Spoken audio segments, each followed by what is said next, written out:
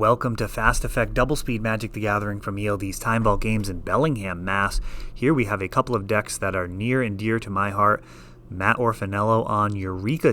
He recently came in second in the Leaving a Legacy Open, a deck that has been putting up very solid results in the hands of good players, and it's actually my preferred build of the Show and Tell decks at this point. I think it's actually stronger than Sneak and Show. Veil of Summer, just incredibly good. And of course, Cephalid Breakfast, a deck that I've been working on for some time here.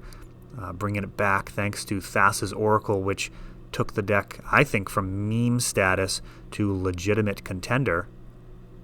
I'd feel very comfortable shuffling this up in just about any event. And an Underground Sea may mean that we're going to have a Cabal Therapy here. And we are, yes, Cabal Therapy, often just part of the combo here in this matchup, actually can be quite strong.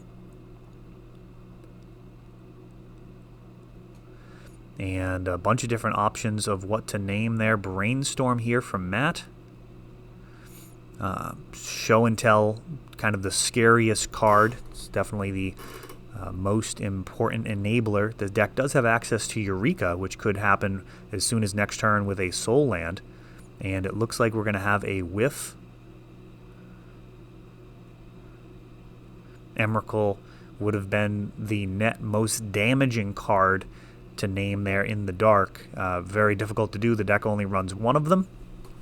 And Emrakul is super damaging when it gets discarded from a Brainstorm, as usually you're protecting the best card in your hand by leaving it on top of your library. Emrakul actually shuffles your library, so if that was a Thoughtseize, that line would have made 0 sense, but Cabal Therapy puts the guesswork on Ben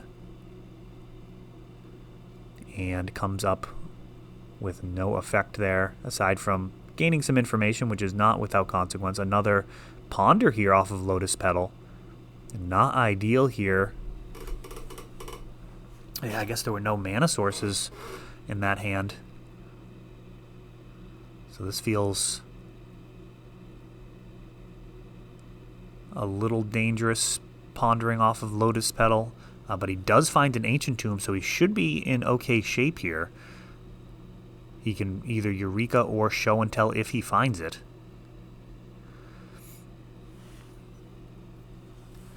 Ben, on the other hand, it's really going to depend on the number of combo pieces that he has. A Mother of Runes, not really great. And a Ponder. Mother of Runes, not really useful in this matchup. Eureka Tell with no main board removal, not even a Brazen Borrower. Oh, I missed that line. Good on Bed, getting extra utility out of his Mother of Runes here. He's actually going to fire off the Cabal Therapy again, and that is, I think, most likely the optimal line. So good on him. Veil of Summer. And now the question is, does Ben force this through? Either way, Ben's going to be down a card. And he's actually going to save his force.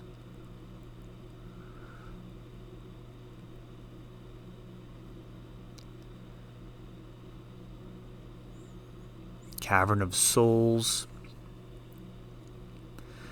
Nomad and Stoneforge Mystic now going to be uncounterable thanks to the Cavern.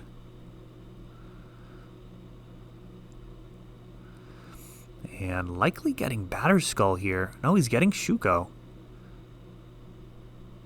Did he have the Illusionist in hand already?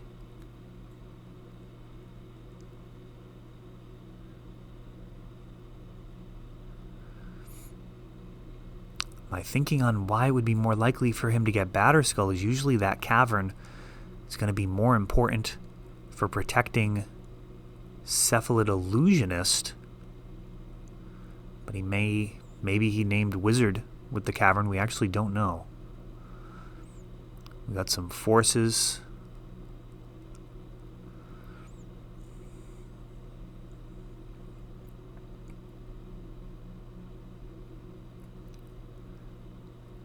Lotus Petal Show and Tell, 1 mana floating, forcing, pitching Brainstorm, force pitching Cunning Wish.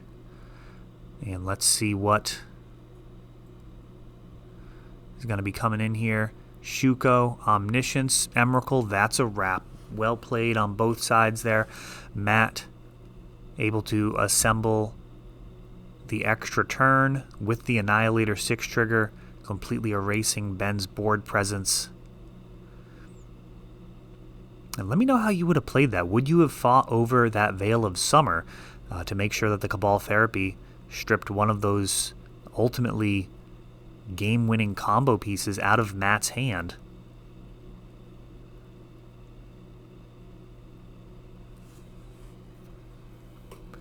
Discard very, very good versus the Show and Tell decks. That's actually the main reason for this green splash. It's not so much that Eureka is an incredibly good card. It's worse than Show and Tell for sure. Like, you're not playing 4 Eurekas. You're playing 1 right now, I believe.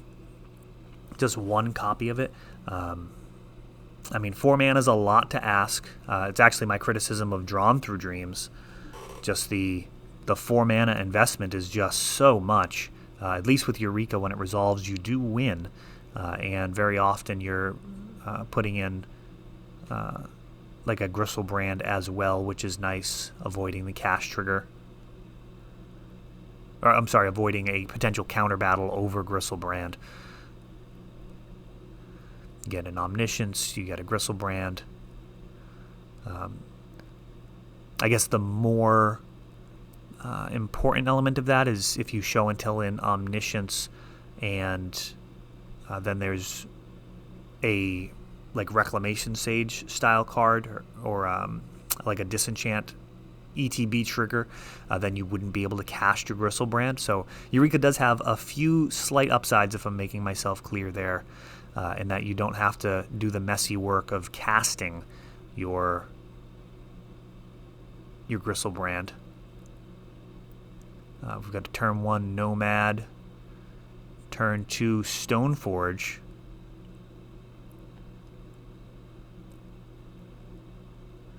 grabbing Shuko.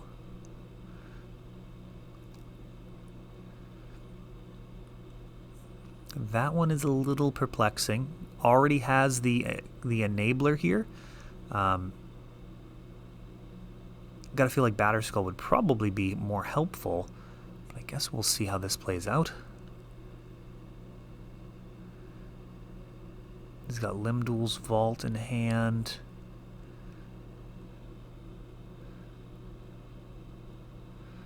Ooh, and Show and Tell. Getting dazed. That does set him back a land for this Limdul's Vault. Sending for 1. Now the good news is if there is another Show and Tell, that may eliminate most of the good news. I was going to say if there's another Show and Tell, at least Ben can get a land into play and then cast Limdul's Vault during the end step if he's not just dead on the spot. Xantid Swarm actually ruins that potential line. Mercifully, Matt does not have the ability to just jam a Show and Tell right now.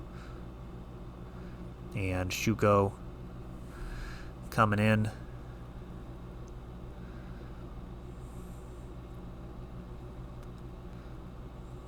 Got a Limdul's Vault along with Force.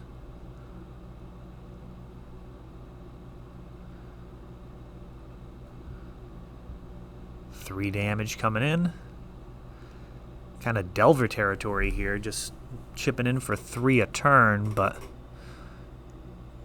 it's a little bit later in the game. And Narcomoeba, I don't enjoy that at all.